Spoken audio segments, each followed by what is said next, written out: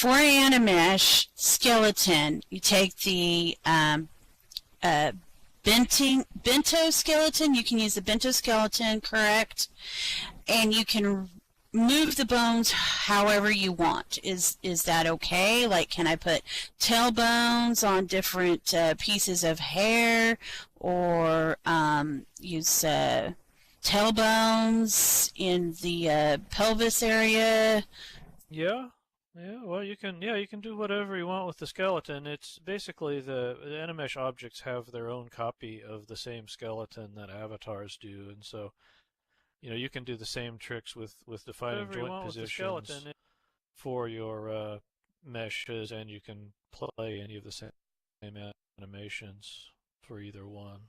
So Okay. anything you're used to doing should just transfer over.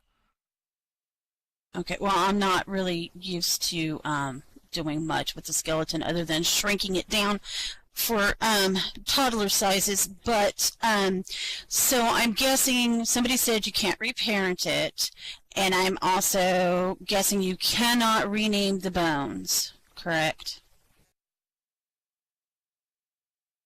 Right. The names of the bones are basically defined as part of the skeleton. I know Medu has done some stuff uh, with kind of re-rigging stuff. So he has basically his own skeleton that then gets mapped to the standard bento skeleton. But as far as we're concerned, when it gets to the viewer, it's just the standard bento skeleton. Yeah, because when Mesh first came out and stuff, it was when I'm sorry, when God, I lost my thought. When Collision Mesh came out, um, the M bones had to stay M bone named, and then the capital bones had to be in caps and stuff like that. That's what I was referring to. Like when you upload the skeleton, it has to be the names have to match. I was just wondering if that was changed. Yeah, that's right. The names have to match. There are a few recognized aliases, like I think if you call something hip, it'll translate it to pelvis and that kind of thing. But basically, there's a recognized set of names that we work with for the bones in the skeleton. Okay. Sorry to crash the meeting late and ask some silly questions, but thank you. No. Always happy to see new people. You can, you can't reparent bones. Okay, so you can't change like the hierarchy of the skeleton. But what you can do, if you need some like unique skeleton, what you can do is create that unique skeleton, and then in Blender you could constrain all of your bones to a bone in that skeleton, and essentially create a whole new skeleton out of it.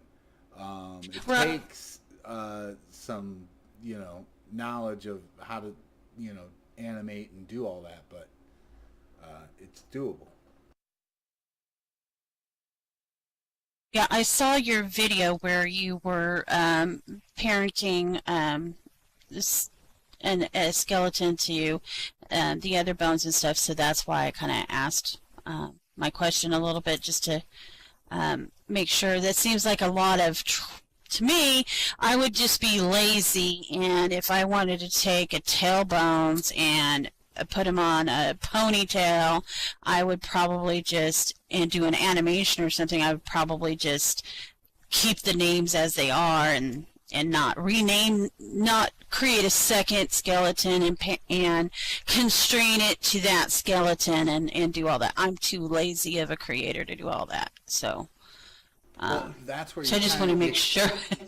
That's where you kind of have to understand the skeleton in a way, because you could try and put that tailbone on your head and have it move around, but that would end up being very difficult because the tailbone is parented to the pelvis. So every time the pelvis moves in any way, it affects the tailbone. So if you were to put it on your head, it would be very difficult to keep it there on your head. Okay, so let me ask this then, and stop me if it's totally out of the course of the meeting, but if you wanted to have, say, flexi hair like, and have several different strains, like maybe 3 strains of hair that are animated, what bones would you use to do that? Something that would react better would be the wing bones. Um, but even those are parented to, I think, the chest bone. So, you know, you want something that's parented to the head bone.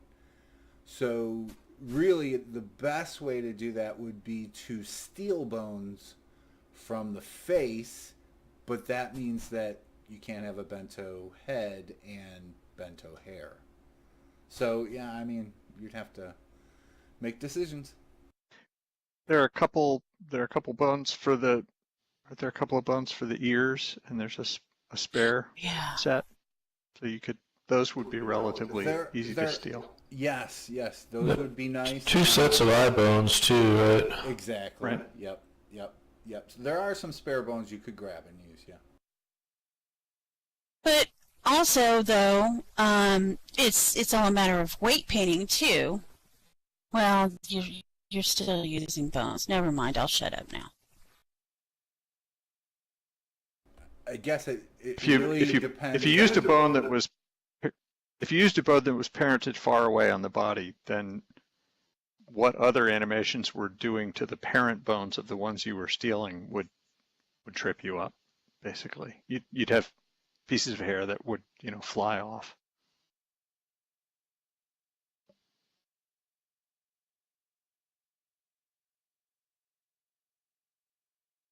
Yeah, as Joey mentions, there's also been suggestions to use Animesh attachments for things like hair. I guess the idea there is that you would, you would attach an Animesh hair object to the skull or something like that, and then, that would give you like a complete new set of bones, but it would be harder to keep things synced up with your avatar, right? It's going to move along with that attachment point, but it's not going to be synced up to your other animations or that sort of thing. But realistically, I hate to say this, but realistically, that would be a much better option than trying to just steal bones, though. You would get a much better result, and it probably would look pretty decent. Yeah, there's been some talk about that, but I don't know that anybody's tried it yet. Has anybody tried it yet?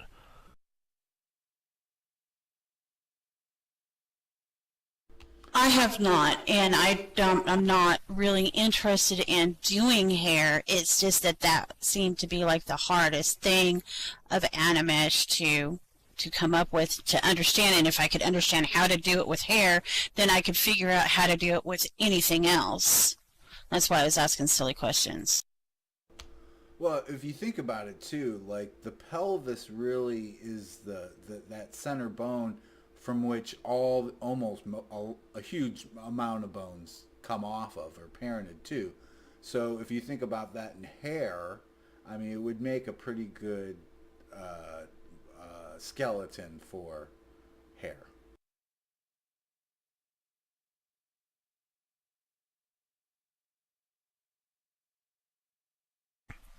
Yeah, I mean, the sense that is that it would be, I think in some respects it would be easier to do Animesh hair than to do, sort of conventional bento hair, because you don't have to deal with the parenting issues, right? If it's Animesh, then you've got a whole new skeleton that's not related to your avatar skeleton, and so your hair can basically kind of do its own thing.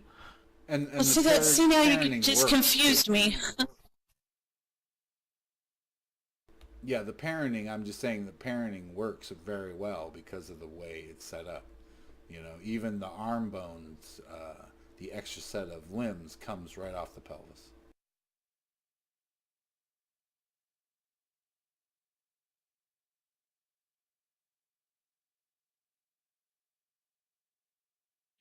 So for Animesh bones skeleton, you do not have to worry about parenting, or you do? Because now I'm confused. Oh no, you do. You do, but I'm just saying that for hair in that specific case, the parenting is set up well for that. You don't have to worry about parenting relative to your avatar skeleton, right? Because it's got its own skeleton. Okay. But you That still makes have to sense. worry about how it works, internally. Okay, I got you, I think. I guess I'll just have to do some experimenting. Can I just ask something on that? But so, if you've got an Animesh attachment, the equivalent of the pelvis bone inside the Animesh, that is linked to your anchor point on the body. So if you were to move the pelvis within the Animesh animation, it will move around the body.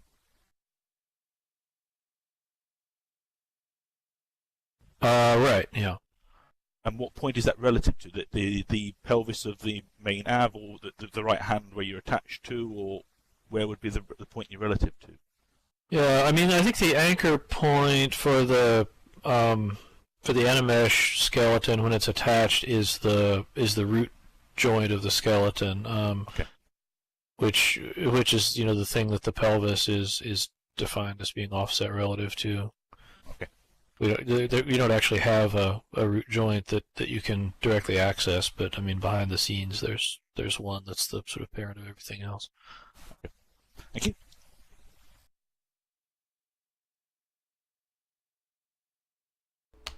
Have you guys thought a little bit more about doing some work on dropping these animeshes?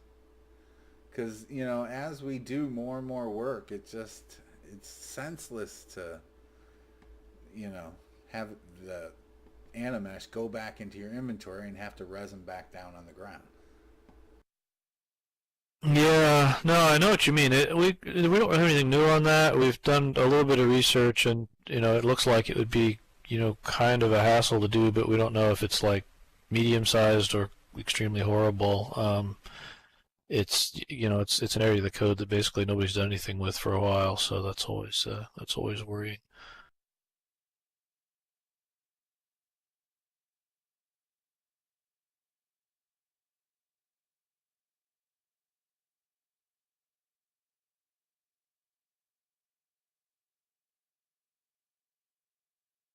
But yeah, I hear you. It would certainly be a nice thing to have.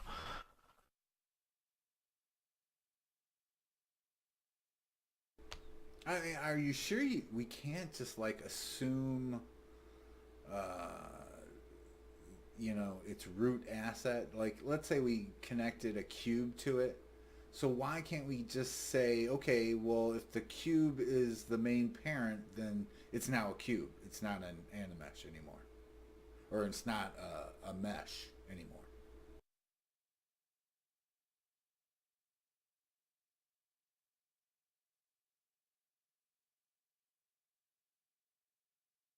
Yeah, I'm not sure I'm following you there. So imagine, we can now attach our animeshes or our meshes to a cube and now make that an animesh, right? So the cube is the root of the link.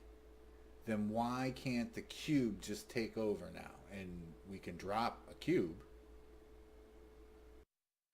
Well, I mean, you can drop a cube, but I mean, you're really dropping the whole link set, right? You've got to incorporate all the effects from the child objects as well when it's dropped, and so stuff has to update properly. That's really what the issue is about is the bookkeeping on the server side, where you've got to update the the land impact calculations and the physics representation and various things. So this is something that we basically didn't put in support for when Mesh was first implemented, and so it's still just kind of an open question how big a project that would be, but it's definitely something that we don't have easy support for.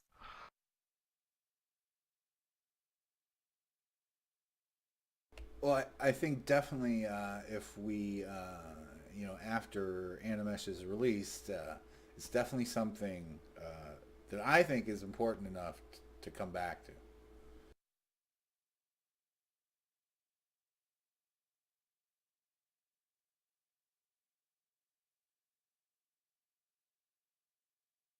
Yeah, well, it's definitely a possibility that we will at some point.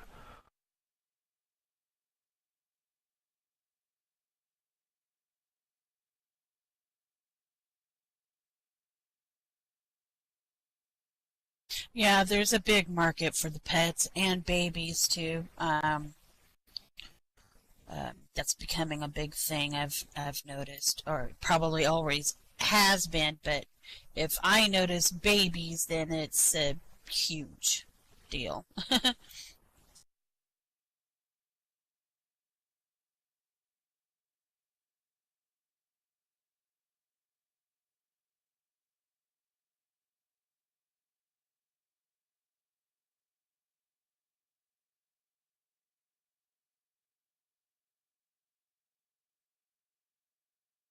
Yeah, and I got to watch a little about how the old Zuby babies work, and besides being sculpts, the functionality of it all was very cool and very seamless. But with those they could drop them, and that was an important part of that. Yeah, I see on Facebook all the time how people are saying that they love their babies and they can put them in the cribs and they can hold them and blah blah blah blah blah, and it's a big deal, honestly.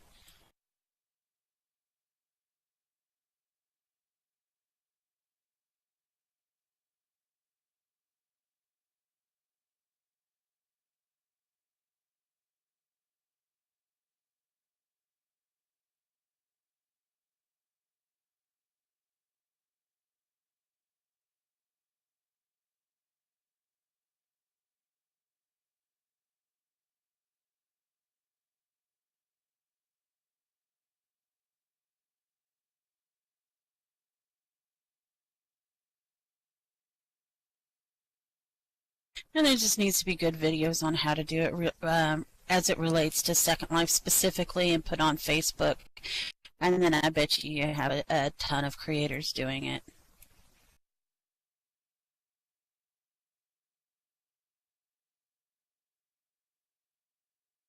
Oh, I remember now specifically why I came to this meeting.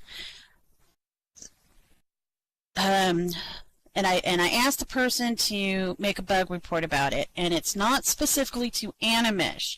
However, people are saying that the Second Life uploader has calculating issues. They'll upload a mesh and it'll be cost at, you know, 13 lindens, and they'll close the uploader and whatnot, go to the bathroom, come back, whatnot, upload the exact same mesh, no changes, no nothing, all the settings the exact same way, and it'll be a different cost. So I was just curious as to if it had anything related to do with you guys playing around and changing the different things with Animesh. Probably not. I know that the mesh, you're talking about mesh upload, right? Yeah. Yeah, I mean, we've always had some issues around mesh upload, and there's some parts of it that are kind of non-deterministic. Like if you try to upload the same mesh two different times, it's going to, like if you do automatic decimation, it's going to decimate it slightly differently. Somewhere in there's some like random number seed that's not getting reused correctly or something, and so that's definitely an issue that's been around, I think, ever since Mesh first came out. I don't know of any changes recently that would have gotten worse, although it's possible that there have been other folks working on the Mesh upload outside of Animesh as well. Okay, I see. I just thought I saw that the comments, the big old thread on Facebook, and I thought that I would just mention it just in case. I don't know how all that works. I personally haven't paid enough attention to it to say that it's happened to me. But I told the person to definitely please make a ticket about it because she had documentation and of her steps and everything that she did. So I know. Actually, we did make a major change that is totally related to what you're talking about. And remember, Veer, you guys didn't know how useful it was. You know how it would save if you uploaded, and then you tried to upload the same one, it would save all those settings for you automatically. We took Oh that, yeah, I think maybe we did yank we took the that away. Yeah. that settings file that would always kind of screw people up. So yeah, I don't know if there was some circumstance where that was actually doing something useful. Then I think it's not probably not there anymore. So the SLM file, yeah.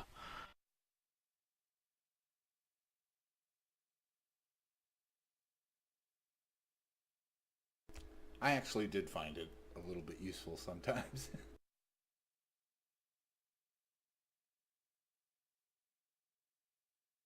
Yeah, I don't know. In my experience, every time you're trying to do something with upload, step one was get rid of the SLM file, or it would like put you in some screwy state where your settings weren't what you thought they were, or something.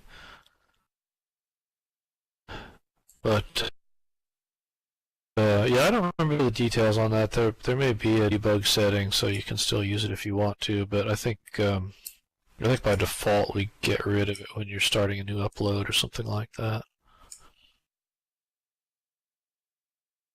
You know, the other thing about that too was that you know, if it wasn't saving the settings or whatever, yeah, every time you bring in a mesh, it's going to recalculate all those LODs, and if the lowest LOD is even changed, you know, a couple digits, that'll change what the score is going to be.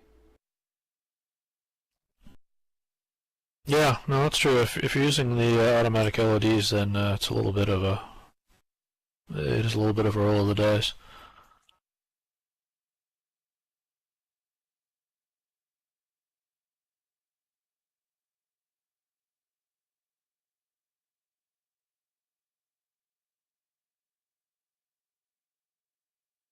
Yeah, it looks like we still have mesh import use SLM in our viewer too. So I think if you want to use it, you could still set it to true and do that.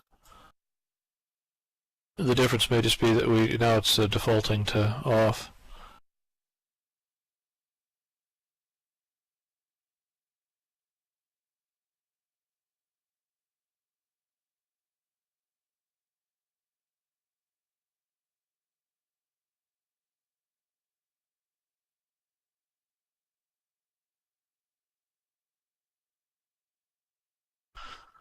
Oh, one other small change we've got coming in the mesh uploader. Some of you may remember that there's an issue with trying to rig to attachment points. If you have attachment points that have spaces in the names, you know, it doesn't work because DAEs don't allow spaces in the names, and so like Firestorm has had a workaround for a while where you could do the name with an underscore instead, and then it would get translated to the name with the space at upload time. So we're adding that to the viewer in for the Animesh project as well. So that same workaround should work with the Linden viewer.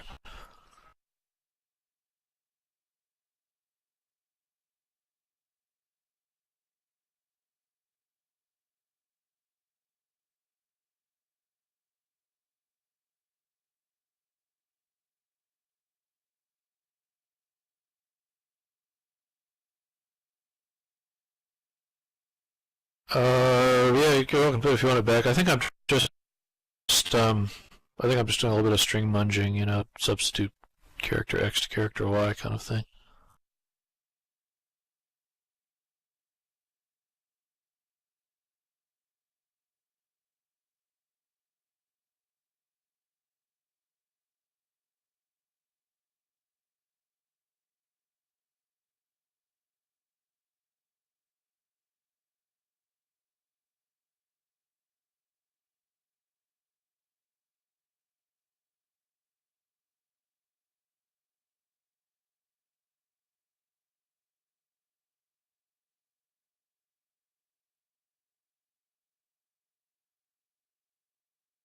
Yeah, I actually am still adding an entry to the alias map, but it's doing it programmatically, so you don't have to explicitly list all of the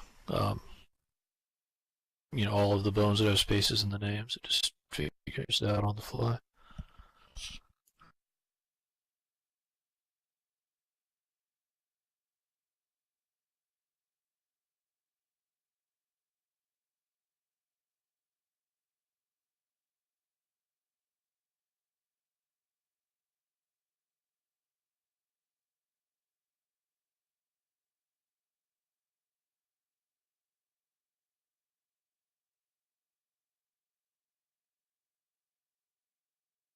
Yeah. If you want to look at the commits, it's probably somewhere within the last week or so.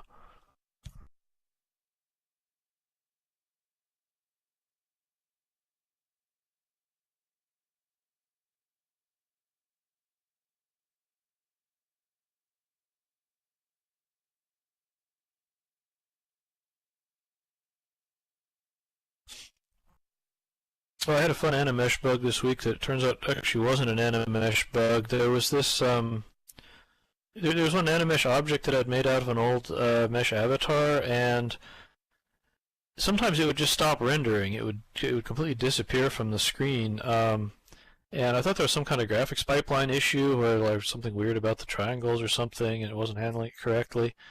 But got to looking at the mesh, and it turns out that there's actually a 75 millimeter joint position offset defined for the pelvis on this thing. And so every time it's rendering in a way where that offset is getting defined, the thing gets, teleported off to Never Never Land, which is why it wasn't getting rendered. And then if you run some animation that resets the pelvis, then it, appears where you expect it to be again. So I thought that was kind of funny. The only thing got me wondering about there is maybe we should actually have some limits on the range for joint position offset. I don't think you actually want people defining things that have 75 millimeter offsets, 75 meter offsets. Does anybody have thoughts on that? Like what is a reasonable range? I know for animations we got like a 5 meter limit for each joint. And maybe something like that is reasonable for joint position overrides too. Yeah, that probably does make sense. Yeah, especially if it's defined as far as animation, it makes sense to do the joint offsets the same.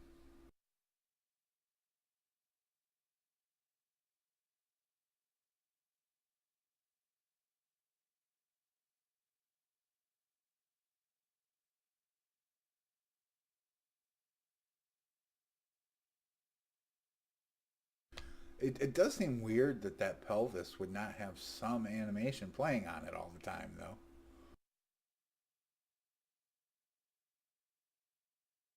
Yeah, the basic problem was when the object was first getting set up. Like if it's getting rendered before any animations have started playing, then the joint position would get applied, and there's nothing to override it, so the thing would disappear. And then as soon as the animations kicked in, then it would kind of move back into place.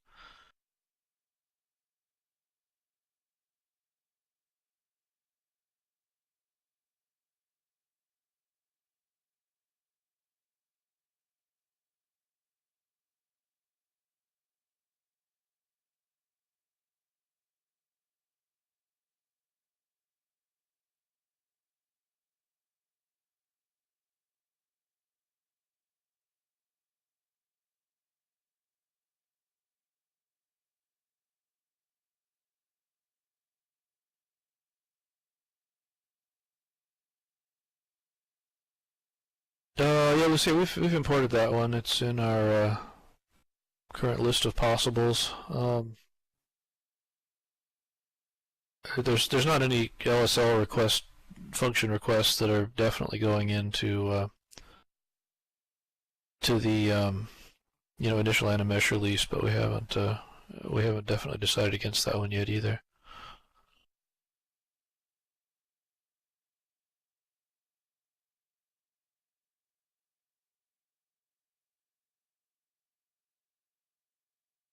The animation name isn't isn't in the Animesh project because it's not a, Animesh doesn't depend on it, and it doesn't depend on Animesh. I think it's in the general pool of proposed tasks, so just a question of whether it gets picked up from there or not.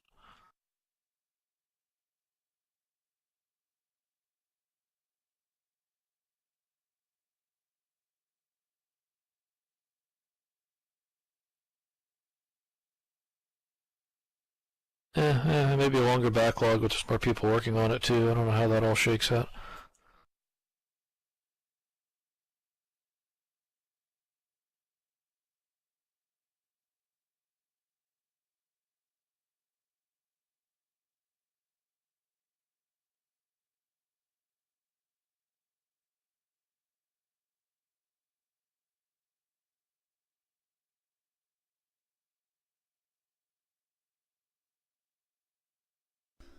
So somebody got pulled off to work on Bakes on Mesh, right?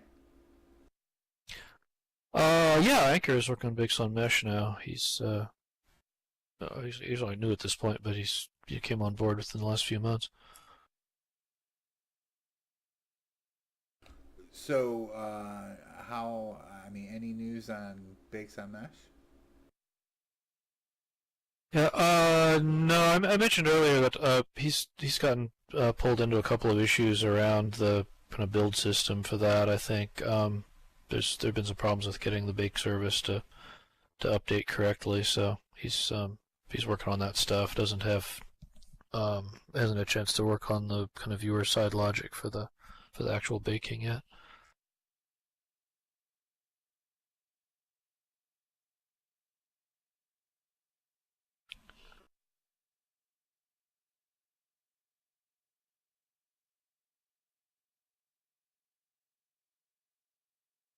Well, I'll just say that a lot.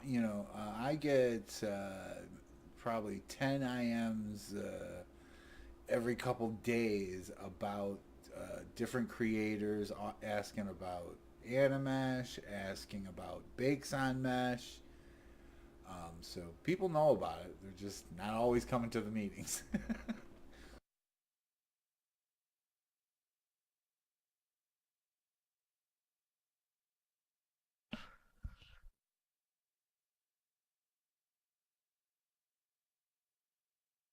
Yeah, well, we're looking forward to getting it out. I think once it's in full release, we're going to have a lot more people playing around with it.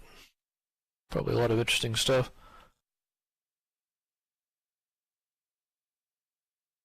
My original thought of what I would do with it is animate clothing, skirts, coattails for men, and possibly various things.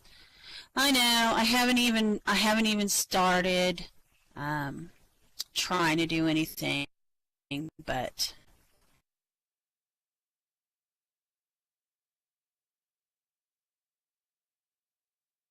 Well, I just think about, I think Carrie's Baby is a great example. It's, crazy popular, but in a very technical sense, it's very ugly.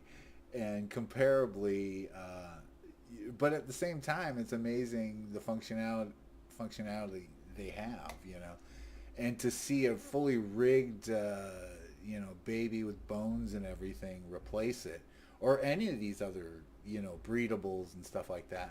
It's going to be pretty exciting.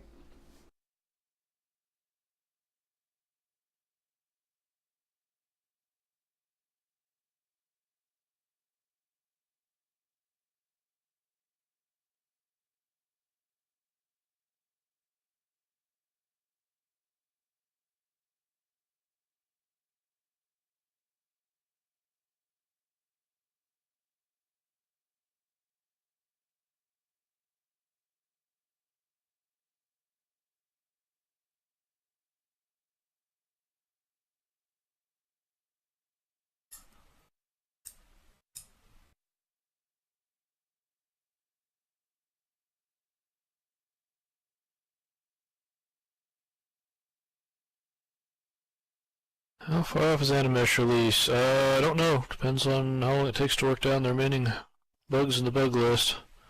I think when people were asking earlier this meeting, we said not this year, but definitely shooting for next. I almost got worried for a second until I realized what the date was. Yep. Well, exactly.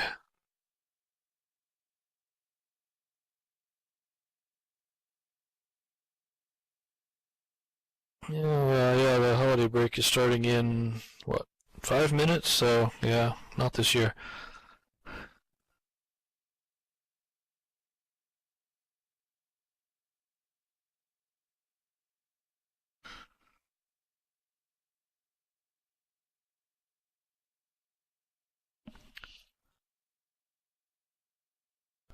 You can give me a birthday gift and put it out the day before Valentine's Day. We'll see. All right, well, we're about at time. Any other questions?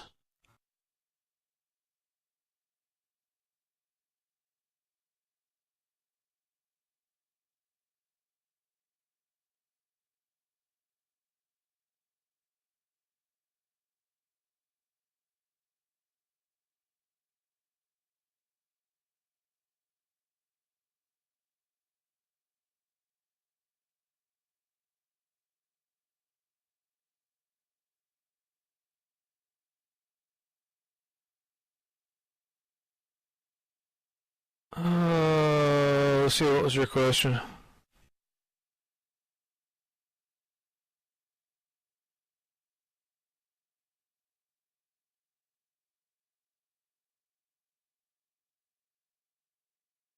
All right, fair enough. Yep, I'll see everybody in 2 weeks. Have a good appropriate holidays, and we'll talk to you in a bit.